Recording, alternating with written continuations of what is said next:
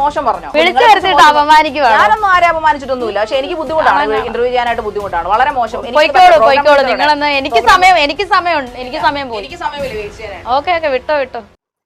നമസ്കാരം.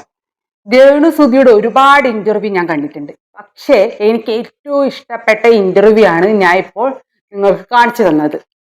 ഇന്നലെ milestone makes എന്ന ചാനലിൽ വന്ന ഇന്റർവ്യൂ ആണിത്.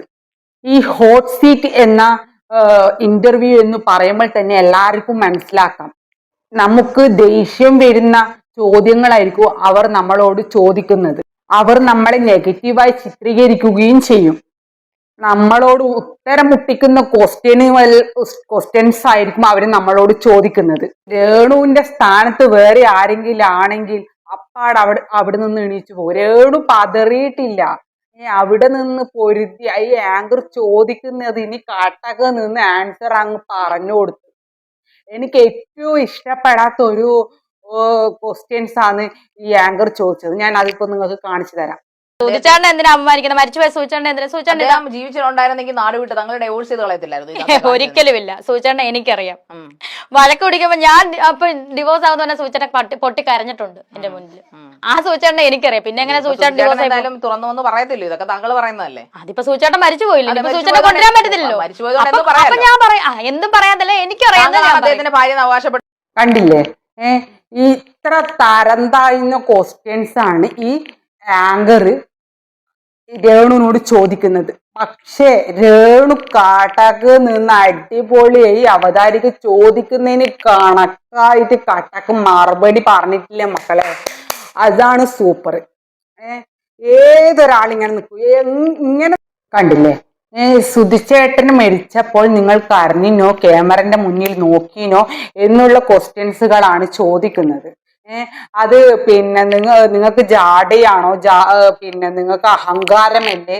എന്തിനാണ് ഒരാളെ ഒരു വിളിച്ചു വരുത്തി അപമാനിക്കുന്നതിന് തുല്യല്ലേ ഇമാതിരി ക്വസ്റ്റ്യൻസ് ചോദിക്കുന്നത്? അവതാരിക എന്തോ ഒരു വൈരാഗ്യം ഉള്ളത് പോലെ എനിക്കൊന്ന് ഫീൽ ചെയ്തു. അത് കണ്ടേരം അവതാരികയുടെ സംസാരം എല്ലാം കണ്ടപ്പോൾ എനിക്ക് അങ്ങനെയാണ് തോന്നിയത്. പിന്നെന്ന് വെച്ചാല് ഒരുപാട് കമന്റ് കണ്ടു. അവര് കുറെ ഷോർട്ട് ഫിലിം ചെയ്ത് അതില് നല്ലതൊന്നും ആയിട്ടൊന്നും എനിക്ക് തോന്നിയിട്ടില്ല. ഞാൻ ഉള്ളത് പോലെ പറയും. കുറെ ഷോർട്ട് ഫിലിമിലൊന്നും നല്ലതൊന്നുമല്ല. അത്ര വലിയ നല്ലതെന്ന് പറയാൻ വേണ്ടിയിട്ടൊന്നുമില്ല. അവര് ഒരുപാട് ഷോർട്ട് ഫിലിമെല്ലാം ചെയ്തവരെ ഒരു ഭാവങ്ങളൊന്നും മുഖത്തൊന്നും അവരെ വരുന്നില്ല. സാധാരണ ചെയ്യുന്നു അവരെന്തിനോ വേണ്ടിയിട്ട്, പൈസക്ക് വേണ്ടി എന്തിനോ വേണ്ടിയിട്ട് ചെയ്യുന്നു. അത് അവരവരുടെ കാര്യമാണ്. അവര് ഡ്രസ്സ് ചെയ്യുന്നതും അവര് എങ്ങനെ നടക്കുന്നു, അവര് മുടി ഇങ്ങനെ ചെയ്യുന്ന, അതെല്ലാം ഓരോരാളുടെ വ്യക്തിപരമായ കാര്യങ്ങളാണ്. അതിൽ നമ്മൾ മറ്റുള്ളവര് അതിൽ ചോദ്യം ചെയ്യേണ്ട ആവശ്യമില്ല. നിങ്ങൾക്ക് അഹങ്കാരമല്ലേ? എന്തിനാ അഹങ്കാരം? ഒരു ഭർത്താവും മരിച്ചു എന്ന് വിചാരിച്ചിട്ട് അവര് ഒതുങ്ങിക്കൂടണം. അവർക്ക് ജീവിക്കണ്ടേ? അവർക്ക് മക്കളില്ലേ? അവർക്ക് അതുകൊണ്ട് അവരായിട്ട് തെരഞ്ഞെടുത്തതാണ് ഈ ഷോർട്ട് ഫിലിമും. അവരുടെ പാഷനായിട്ട് അവർ കാണുന്നു അതിനെ. അത് നമ്മൾ മറ്റുള്ളവര് അതിന് ചോദ്യം ചെയ്യേണ്ട ആവശ്യമില്ല. അവരെന്താണ്, അവരെ കോലെന്താണ്, ഇങ്ങനെ അവരെ പല്ലുന്തിയിട്ടാണല്ലോ അവരെന്ത് ഇങ്ങനെ. ഓരോരാൾക്കാരെല്ലാരും ഒരുപോലെ ആവണമെന്നില്ല.